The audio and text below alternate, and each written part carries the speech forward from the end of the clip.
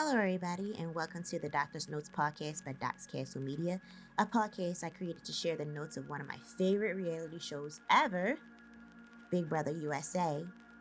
I'm your host, Doc, and I'm here to talk BP perspective from Doc's point of view. So here we go.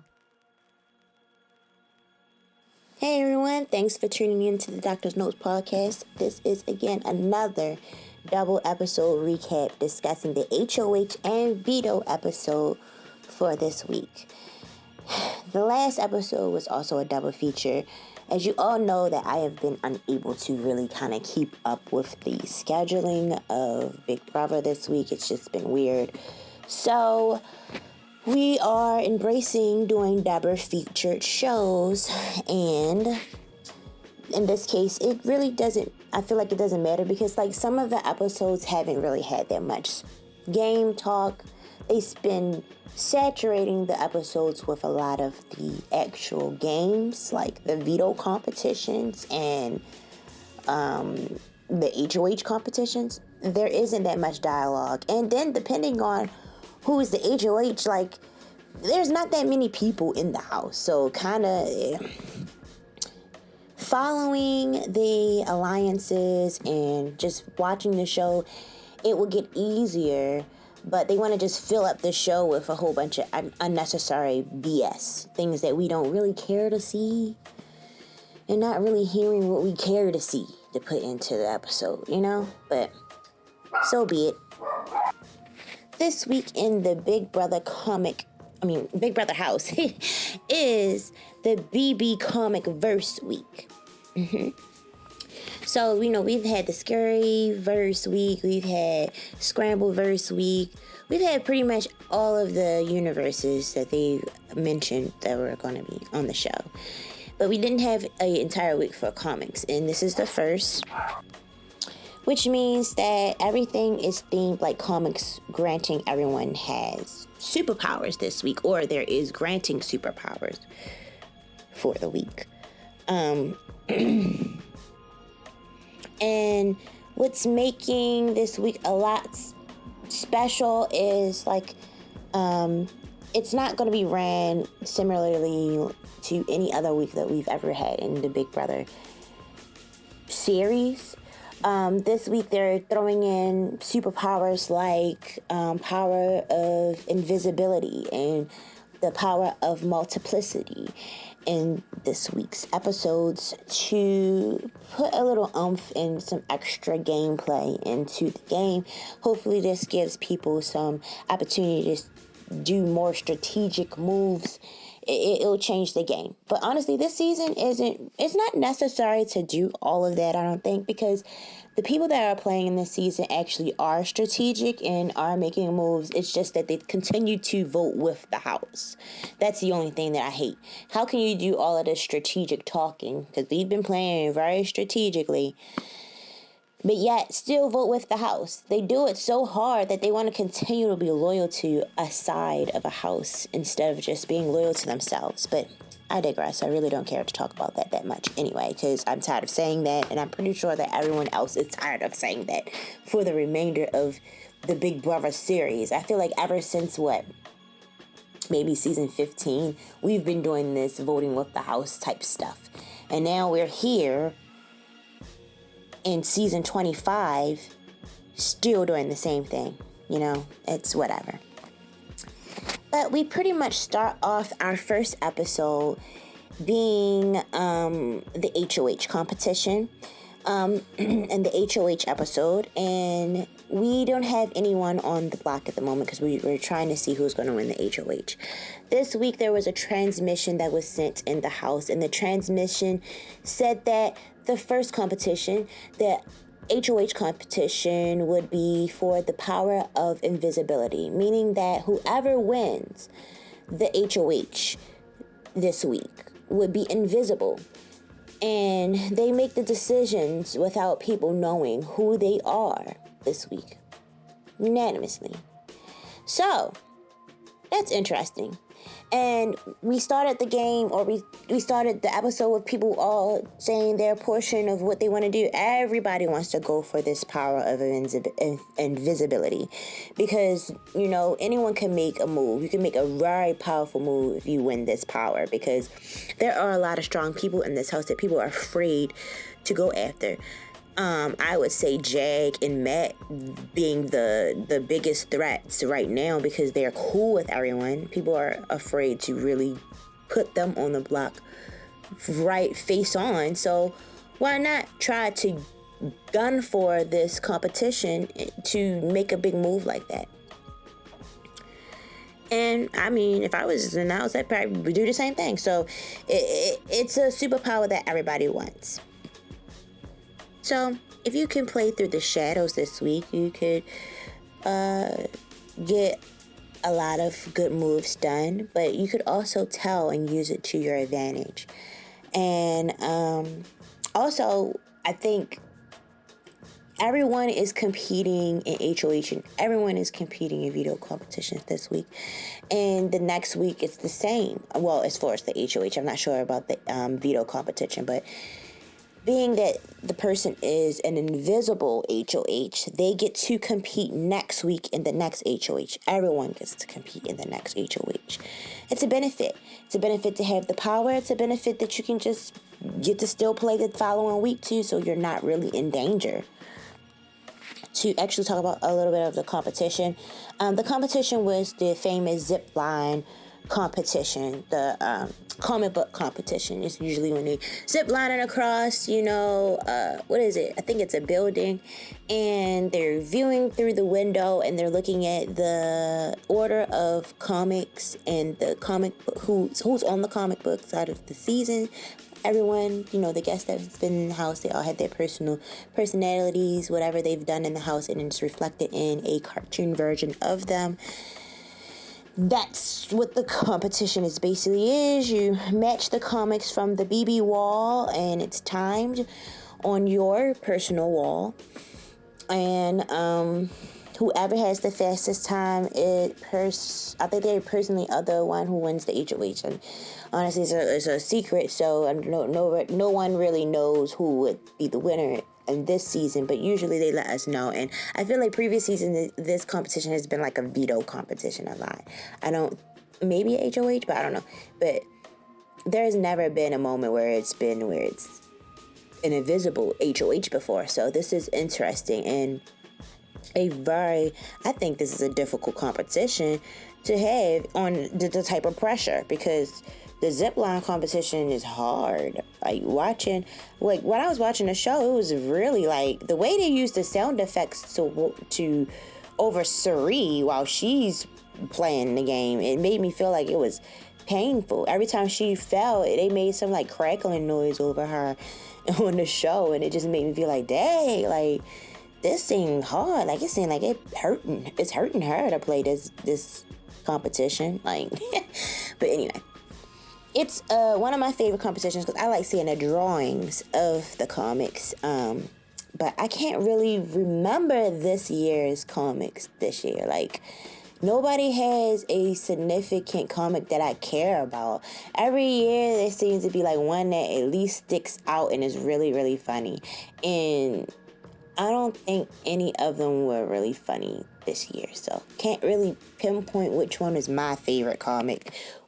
What's your favorite comic? If you are listening to this episode and you like this competition too, and you found a comic that you enjoyed looking at, write in the comments which one you like. Refresh my memory of which comics was actually on the show from this season. So the fastest person to win the competition for the HOH, beating this BB comic versus zipline competition. I forget the actual name of the competition. It was Jag. Jag beat it with a time of 8 minutes and 30 seconds. And everyone, it was a secret, so nobody knew that Jag won. And even I think as his viewers, we didn't know that he won either. until some point of the episode. Everyone was in speculation that Blue was the winner because they said that Blue was acting weird and like crying and hoping that nobody really thought that she was, or she felt really bad that she didn't win because of her time. Like, she was, I think, had a time of 15:29, and people thought that she could be overreacting, like her losing. So they kind of just didn't believe her. And it's sad because she really did get like 15:29. So like, what they had a lot of faith in Blue in this competition. Apparently, that's what was funny to me, because she really hasn't won anything, and they had so much faith in her for this.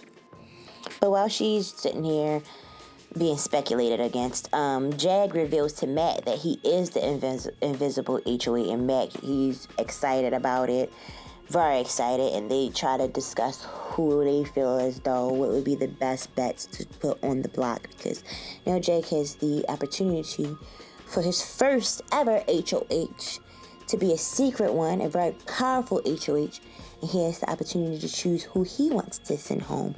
He's actually been voted out and everything, like unanimously and everything. So Jag is completely turned around this week in the game. So anyway, he reveals to Matt who he's thinking about. He's thinking maybe like Blue, Sari, or Felicia. And Jag tells Blue and Corey that he's the secret HOH eventually as well. But when he tells, he doesn't tell Blue into the next episode. He tells Corey. He tells Corey that he's the secret HOH, and he uses it to his advantages, because when he's talking to Corey, Corey's giving him some ideas about what he thinks, who's the best bet person to put onto the block, and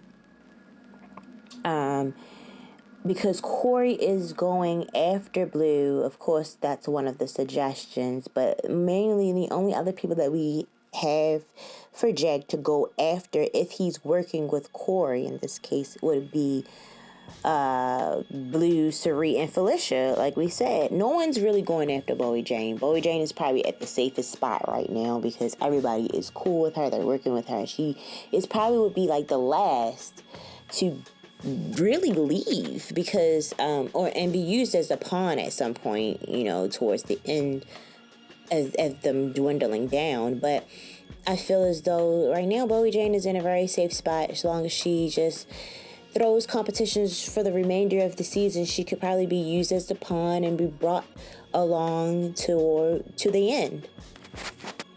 So with the talks with Corey in America that Jag had, he decided that he would like to put on the block Felicia and Blue. Blue being the main target. He hasn't even though he's working with Blue, he hasn't told Blue yet. He's just not really talking much. And the same thing with Matt, because he's working with Jag. He hasn't told Blue yet about him being the invisible HOH. So everybody's just like, who is this? Felicia's going crazy. She's going wild. We begin the next episode with Felicia confronting Jag and Corey about being on the block, because she's just assuming that one of them have to be the HOH, because why in the world is she on the block when there is people that are stronger than her and Blue that she feels is worthy of being on that block now? Of course, Jag is keeping the secret.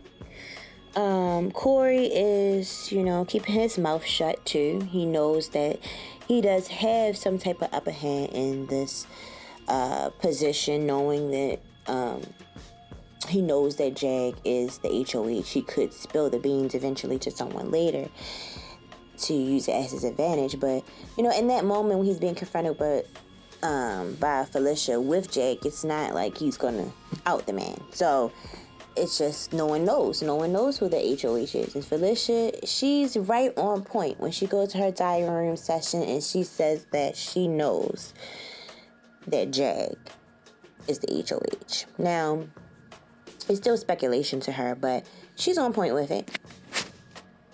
And Blue is just still moping around because now she's on the block. She's already feeling bad because she lost the HOH competition. Now she's on the block, and then she's just like someone is, using her. Is she a target? Is she a backdoor? She doesn't know. She just knows that she wants to get off the block. So at this point, Blue and Felicia know that they need to go after the veto. And everyone is competing in this veto competition. They're competing for the, what is this one called? This is called the BB power of multiplicity power. This is the next superpower that they have this week. And pretty much the multiplicity power is just the fact that everyone is able to play in the competition. And there's 2 vetoes that we're going after for this competition. So that's it. It's just two vetoes, 2 powers that you can use.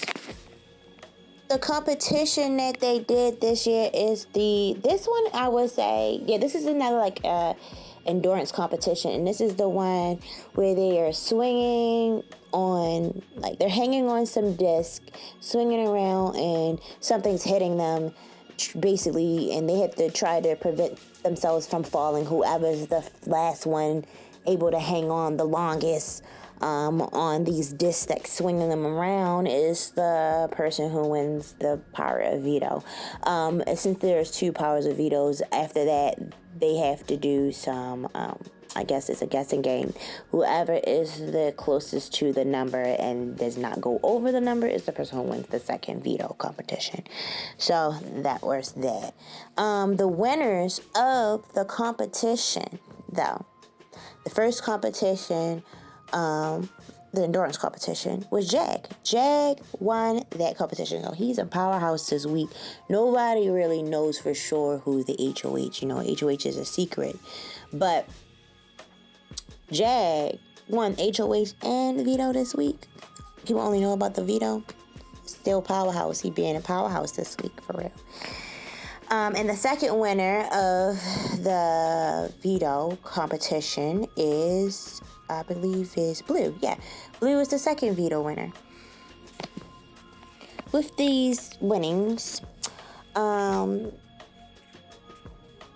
we find that the game is switching now. Things are turning in favors or going in another direction, because Jag told Corey in America about his HOH.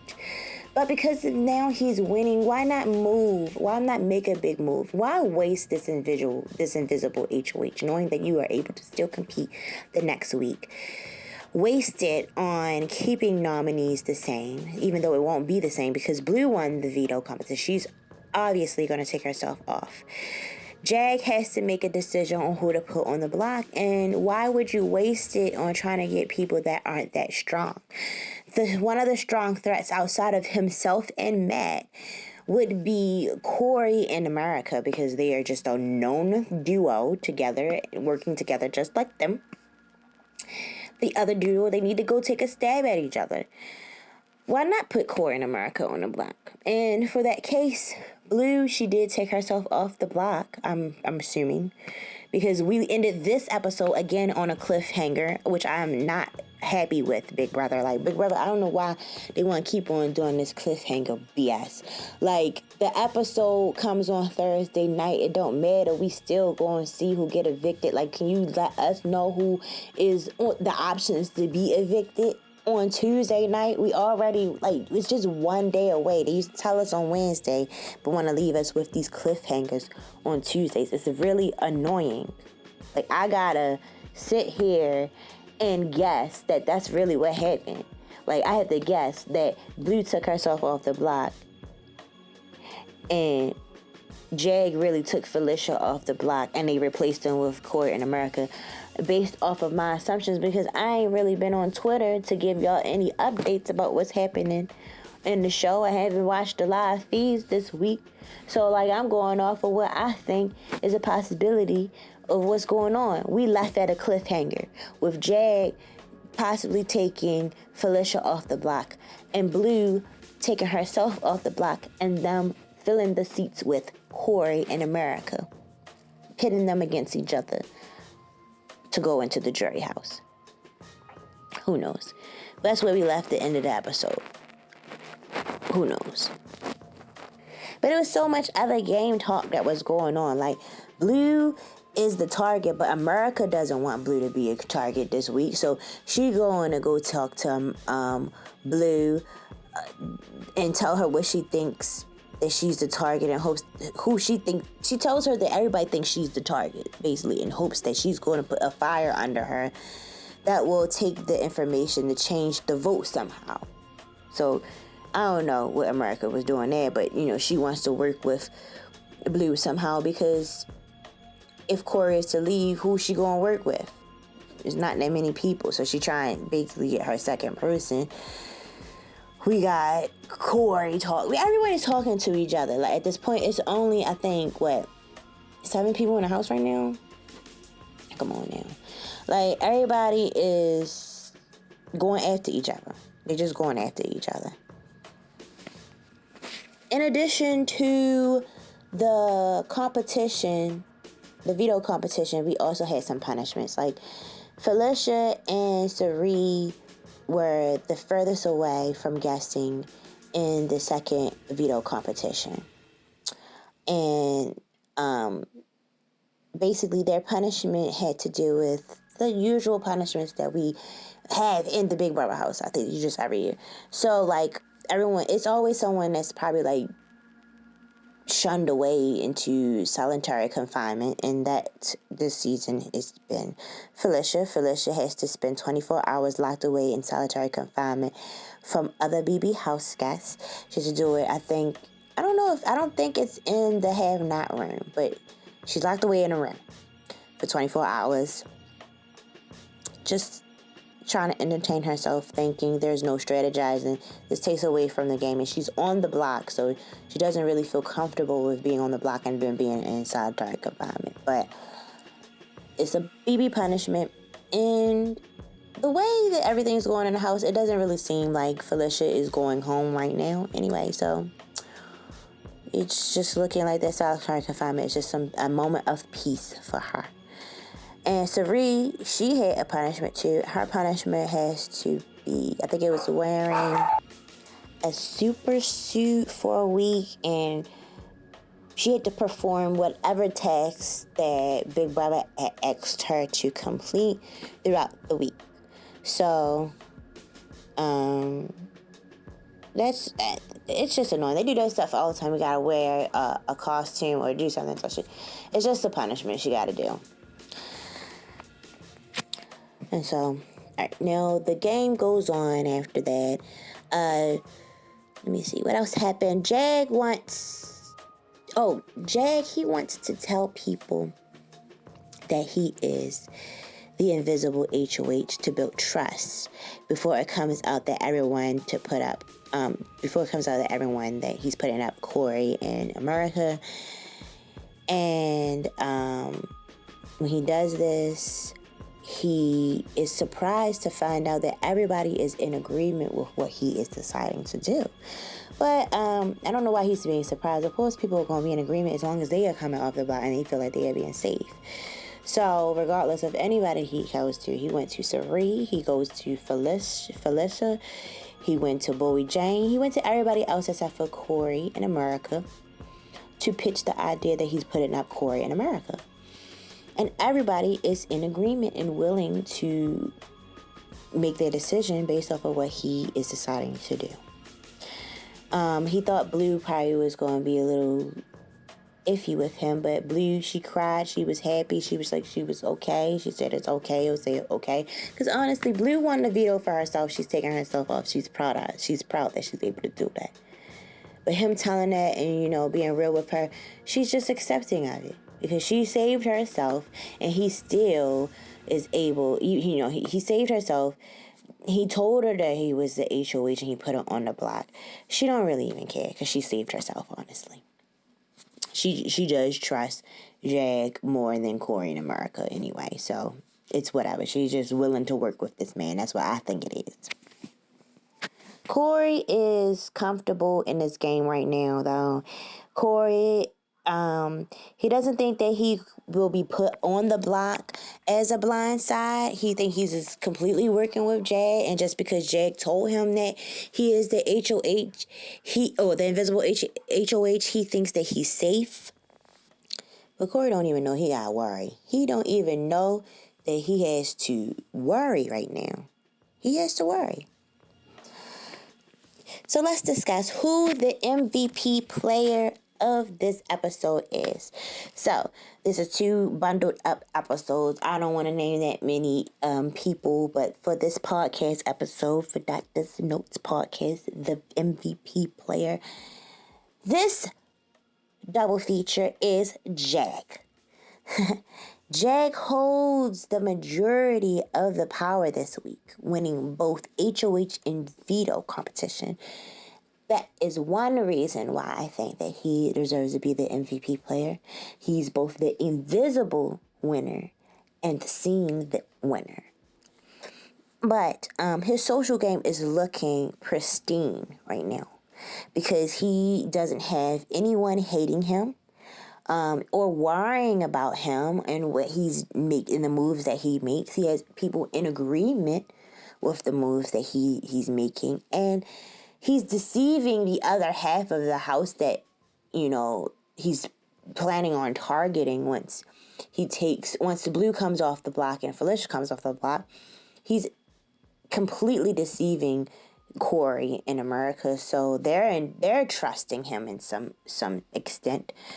Jag is playing a smooth game. It's a good week for him, and everyone is in the palm of his hand. So I think that he is a good MVP player for this episode. I do not have Twitter updates again. Let me remind you guys, there are no Twitter updates because there's so much going on. Life is crazy. Football season has started. Big Brother wants to move their episodes to hard to watch times, and things that I want to do have coincided with the time schedule of Big Brother, so it's gotten hard, and my episodes have been going to double features, and I'm not able to keep up with the live feeds and Twitter feeds for you guys. But anyway, we are recapping the episodes, and this is from my perspective, so I'll give you guys my perspective on how the game is going and what I think is the possibility of who's the best player and what I think it should go, how the game should go. For the next episode, it is an eviction episode, and if we do put Corey and America on a block, because there hasn't been that much gameplay and we were left at a cliffhanger, I don't know who can go home. It's looking like it might be Corey. He is the strongest player, I feel, in the house out of Corey and America, winning competitions, and just his strategy and talking to people. He's more strategic than America, I believe. So I feel like Corey is the ultimate threat out of the two of them. But who knows? We'll see when the episode comes on, the next episode, and I recap then. But until next time, we have discussed this double feature episode. We discussed the HOH competition and we discussed the veto competition. There being 2 powers that were released into the house, the BB power of invisibility and the BB power of multiplicity.